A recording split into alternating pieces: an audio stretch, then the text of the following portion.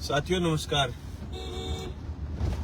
हम भादरा विधायक बलवान पुनिया आपसे दूसरे चरण के मतदान को लेकर के चर्चा करने के लिए जुड़े हैं। देश भर में लोकसभा का आम चुनाव है और दूसरे चरण का मतदान कल होना है, जिसमें राजस्थान की 13 सीटों पर भी फैसला कल राजस्थान की जनता करेगी और देश भर में करीब 89 सीटों पर चुनाव होने जा रहा है। हम तमाम साथियों को ये बताना चाहेंगे कि पहले चरण के चुनाव में पूरे हिंदुस्तान में मजबूती के साथ मतदाताओं ने ये शुरुआत करी है कि अब की बार मुद्दों पर चुनाव होंगे और मुद्दों के चुनाव में मोदी जी से सवाल करते हुए लोगों ने मोदी जी को सत्ता से हटाने का फैसला लिया है। हम जिस लोकसभा क्षेत्र में हैं, चूरू में, यहाँ की जनता से लेकर के सीकर, गंगानगर, झुंझुनू, नागौर, दौसा, जयपुर ग्रामीण, बाड़मेर, इन सब सीटों पर धीरे धीरे मामला सामने आने लग गया कि मोदी जी ने पिछले 10 साल में सिर्फ और सिर्फ झूठी बात करने के अलावा, जुमले कहने के अलावा, लोगों को घृणा और सांप्रदायिकता में ढकेलने के अलावा हिंदुस्तान की आने वाली पीढ़ी के लिए कोई बड़ा काम नहीं करा है। इसलिए बहुत सारे सुलगते सवाल जो हिंदुस्तान की जनता महंगाई पर पूछना चाहती है हुकूमत से, रोजगार पर पूछना चाहती है हुकूमत से, हिंदुस्तान की जनता स्वास्थ्य पर बात करना चाहती है, हिंदुस्तान की जनता के आने वाले फ्रूटफुल भविष्य की, उज्जवल भविष्य के लिए बात करना चाहती है। इस चुनाव में ये मुद्दे उठ रहे हैं कि काला धन कहाँ गया, कहाँ गई आपकी महंगाई कम करने की बातें।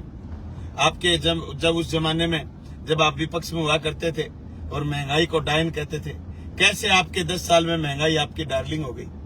ये सारे सवाल हैं। इन सवालों का जवाब आप इस बात से नहीं दे सकते कि कांग्रेस सत्ता में आएगी तो मंगलसूत्र महंगे हो जाएंगे। चलो मैं बात करना चाहता हूं आपसे, मंगलसूत्र किससे बनता है? सोने से।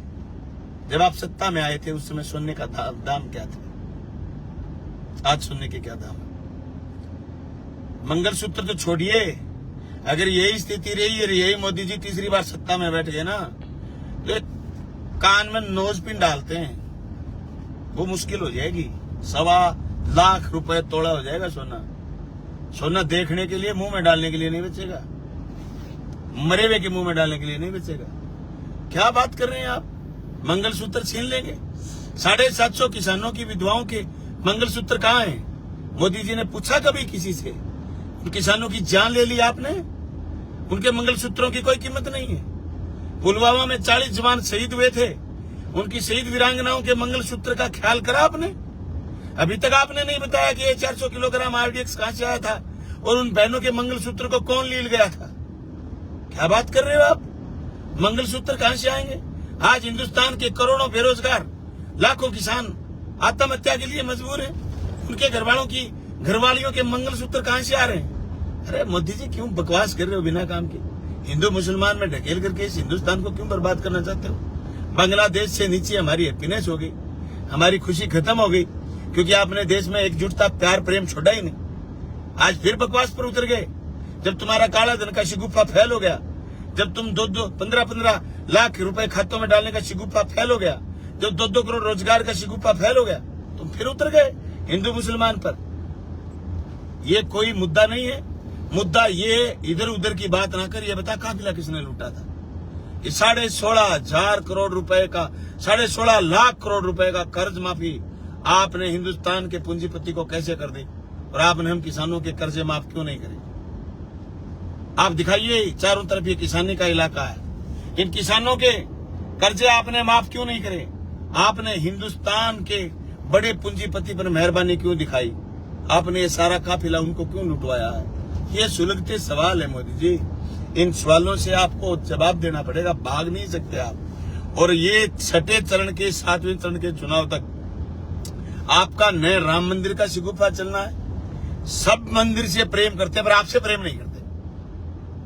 सब के आदर्श भगवान है, मर्यादा पुरुषोत्तम राम लोगों के आदर्श हैं, पर तुम आदर्श नहीं हो सकते क्योंकि तुमने राम के नाम का धंधा करा है और धंधा कोई किसी का नहीं होता।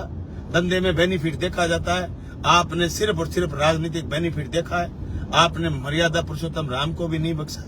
बख्शिए आप हिंदुस्तान की जनता को। इस कुर्सी से नीचे उतरिए साहब।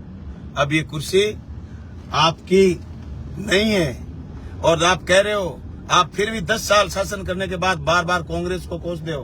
बार बार ये कह रहे हो कि इंडिया गठबंधन में वामपंथी पार्टियों के कब्जे में आ गई कांग्रेस। आप कह रहे हो कि ये तो कांग्रेस का जो घोषणा पत्र है, इस घोषणा पत्र में अर्बन नक्सली लोगों की विचारधारा है। क्या रोजगार देना अर्बन नक्सलियों की विचारधारा है? तो हाँ है, हम रोजगार की बात करेंगे।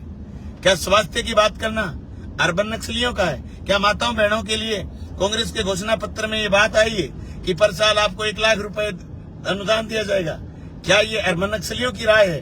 अगर है तो ये हिंदुस्तान की प्रजा को स्वीकार है। अच्छा, आपसे ये पूछ लिया गया कि आपने बताओ कितने ओबीसी के लोगों को, कितने SC ST के लोगों को निहाल कराया 10 साल में? आंकड़े पर बात लाओ। तो तुम आप अर्बन नक्सली पर उतर आए। आप वहीं आ गए उसी बात पर। जब किसान आंदोलन में थे तो आप कह रहे थे ये पाकिस्तानी है, ये अर्बन नक्सली है, ये नक्सलाइट है, ये फलाना है, ढिमकाना है। नक्सलाइट मूवमेंट क्या होता है ये आप नहीं समझ सकते मोदी जी। आप नक्सली मूवमेंट को आप कुछ भी रूप दीजिए, लेकिन आप समझिए इस बात को, हिंदुस्तान की जनता रोजगार का सवाल कर रही है। ये सवाल करना डेमोक्रेटिक राइट है। हिंदुस्तान की जनता महंगाई से त्रस्त है। आज करोड़ों बहनें इस बात से त्रस्त हैं कि आपने उनको एक सपना दिखाया और एक ऑक्सीजन वो सिलेंडर दिया आपने, गैस का सिलेंडर। वो सिलेंडर जिस दिन आपने दिया उस समय 400 रुपए का था। आज वो सिलेंडर 1100 रुपए का है। वो सिलेंडर भरवा नहीं सकते क्योंकि उनकी कोई आमदनी नहीं है। इसलिए आपके सारे शिगुफे फैल हो गए।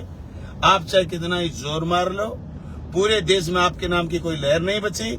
मैं तो सेकंड चरण के मतदाताओं से कहना चाहता हूं कि आप थर्ड चरण और आगे के चरणों के लिए और रास्ता बनाइए। अगर हिंदुस्तान को बचाना चाहते हो, जो सूरत की घटना हुई है, जिस तरीके से नाटकीय ढंग से विरोधी पार्टियों के पर्चे उठवा दिए गए हैं, पता नहीं कितना दबाव बनाया होगा।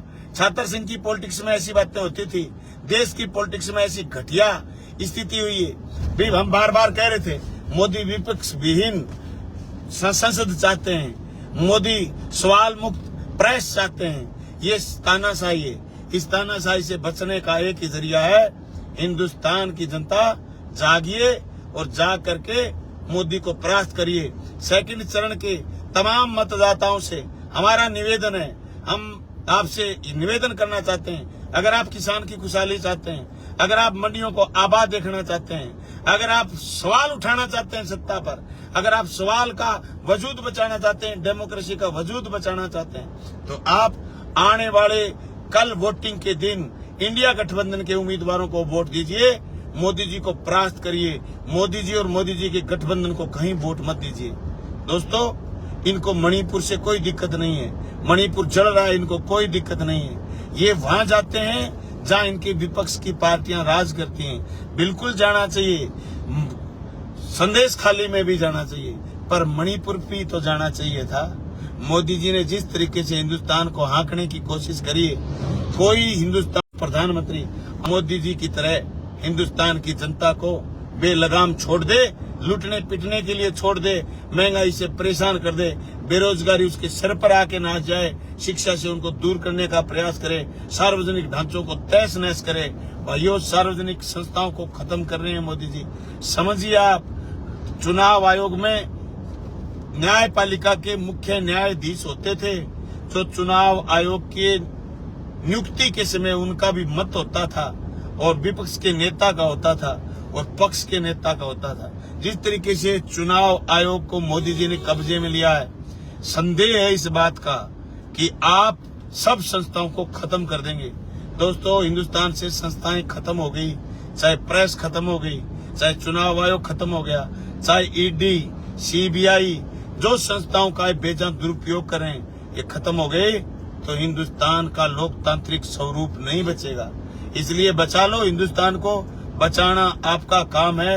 हिंदुस्तान की जनता अगर ढंग से इसको बचा लेगी तो बहुत मजबूती के साथ हिंदुस्तान आगे बढ़ेगा।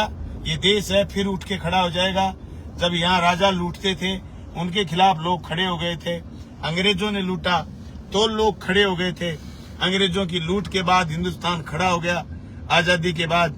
और जिस तरीके से आजादी के परवानों ने हमें आजादी दिलाई, आज तो दोस्तों ने तो फांसी टूटना है, नहीं चंद्रशेखर आजाद की तरह खुद को गोली मारनी है। आज तो ये आंगली पर स्याही लगा के आनी है, ये स्याही, और ये स्याही ऐसी जगह लगवाइए जिसे मोदी जी सत्ता से नीचे उतर जाएं।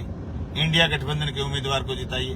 मैं खुल्लम खुल्ला कह रहा हूं, आज जिस आदमी को ये बात पसंद नहीं आ रही, तो आने वाले वक्त में जब उसको ये बात समझ में आएगी तो उसके पास ये वोट लगाने का अधिकार नहीं बचेगा। अगर तीसरी बार मोदी सत्ता में आए तो मोदी सत्ता में नहीं आने चाहिए। इनको रोकिए।